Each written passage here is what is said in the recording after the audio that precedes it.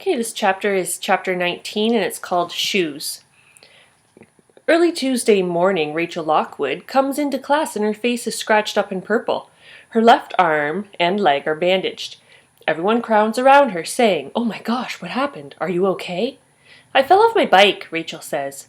"How?" someone asks.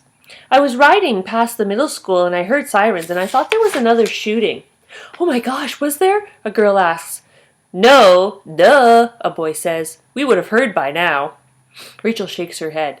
"No, but I was watching the police car coming up the road, so I wasn't watching where I was going, and I went off the sidewalk and I fell off my bike." She looks down. "It really hurt. I was riding so fast to try to get away because I was scared of being shot like—" She stops talking and turns to me. So does everyone else. It is very quiet. "You should watch where you're going when you're riding a bike," I tell her. That's what Devin always told me. Some people turn away and some shake their heads, but I know I'm right. Emma and some of the other girls stand around Rachel, so she is in the middle of a circle, and they're all staring at her. I wouldn't like that, so I stare at them and hope they get the message to leave her alone. Finally, Rachel asks if her face looks really bad, and Emma says, "Of course not. It looks totally fine." Rachel says, "Really?" She looks around, and her eyes stop at me. I look away because I wasn't staring at her like those other girls. "What?" she asks. Her voice is soft and shaky. "Does my face look bad?" Even though I'm not looking at her, I can feel her look at the person. I wonder how she knows that honesty is one of my skills. "Yes," I say. "It looks bad. It's purple and puffy and really gross." Rachel starts crying and runs out of the room. "Caitlin!" Emma yells. "That was so mean. Didn't anyone ever tell you how to be a friend?" That's when I realize that maybe I should listen to Mrs. Brooke when she talks about friends, now that Devin isn't here to tell me. I try to say that purple is actually my favorite color, but too many of the girls are yelling at me. They say that Rachel will be self-conscious and embarrassed, and it's all my fault. I hate self-conscious and embarrassed. I decide to help Rachel. I'm a very helpful person. I look around the room, but I know there's no place for her to hide. There's no sofa or blanket or any place where she can be in her personal space and not have people staring at her. Then I have an idea. I pull her desk out of the row and push it all the way to the back corner of the room and shove it against the wall where the terrarium was until the turtle died.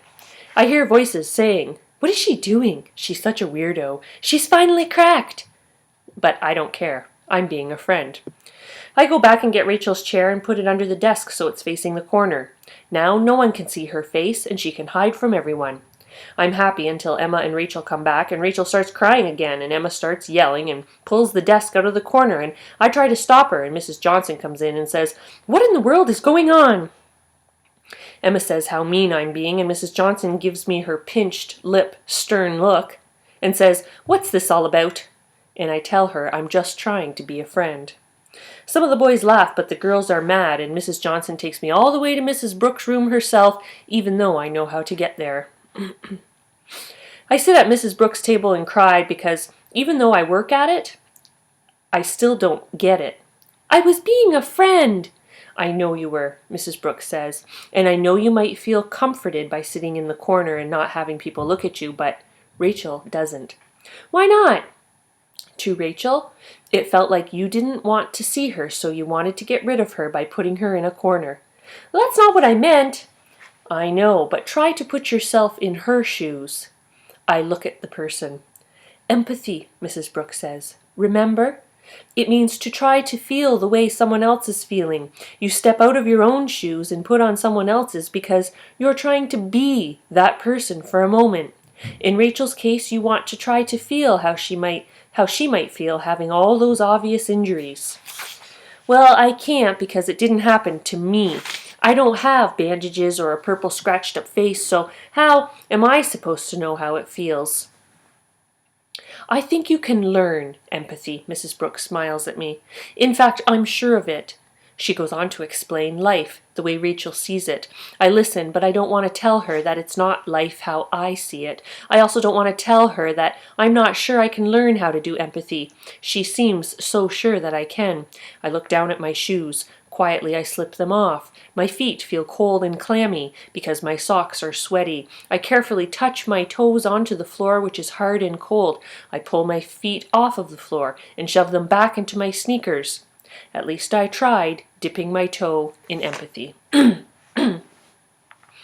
It's just interesting to see how Caitlin has Asperger's, but the people at school don't understand that, and they think she's weird, when really it's Asperger's and how she views the world. She's not being weird at all. So maybe all those people that we think are being weird, quote unquote, really aren't weird at all. There's something going inside their head where they misinterpret things, and that's why they act the way they do.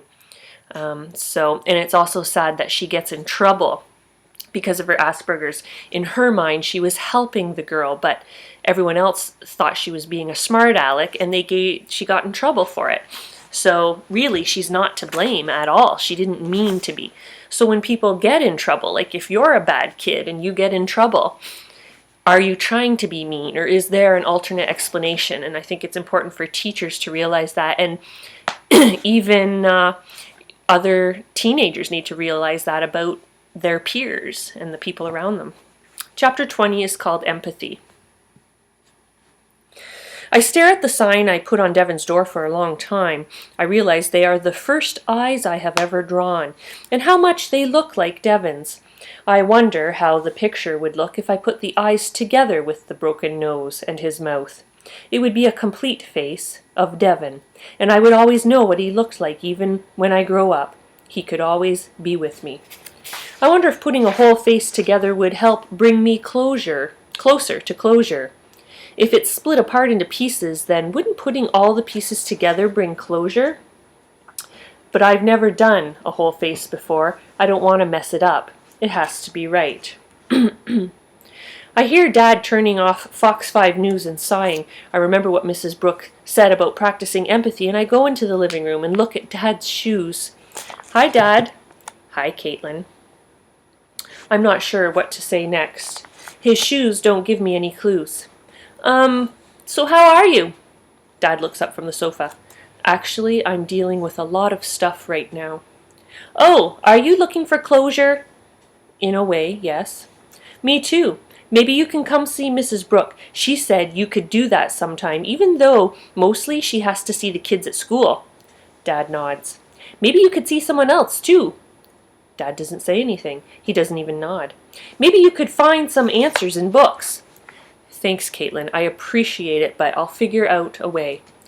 When? I don't know. I think it will take a long time. How are you going to do it? I don't even know where to begin. He stares at the rug.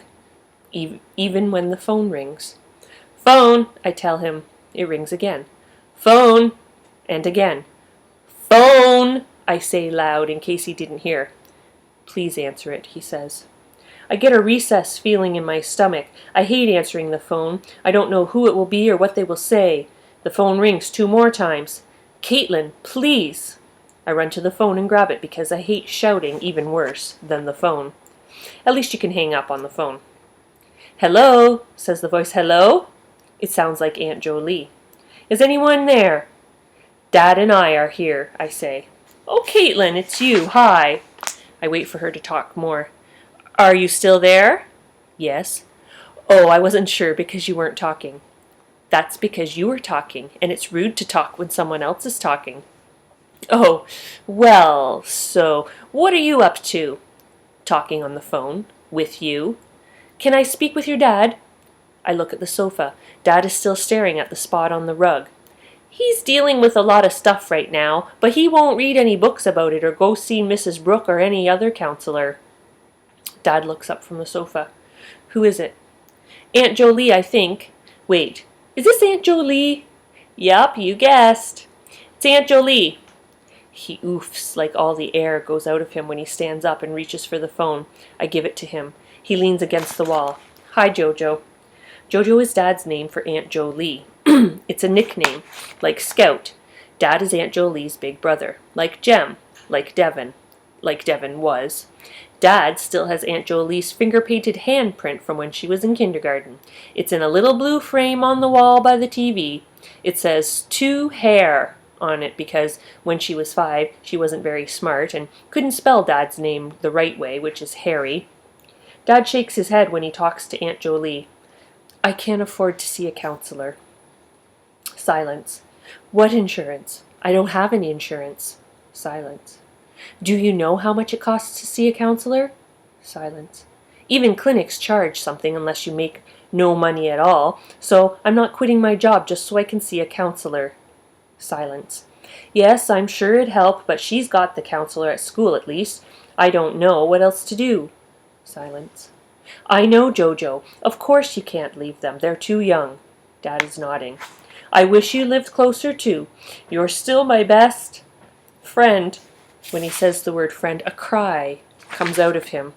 He slides down the wall and sits on the floor. He drops his head and tries to cover it with the hand that's not holding the phone, but I can see his head shaking, along with his hand in the phone. I can hear him sniffing, too. Then he takes a deep breath and looks up at Aunt Jolie's handprint on the wall and says, "Thank you." I try not to listen to Dad because I've had all the empathy I can take right now. Empathy can make you feel really sad.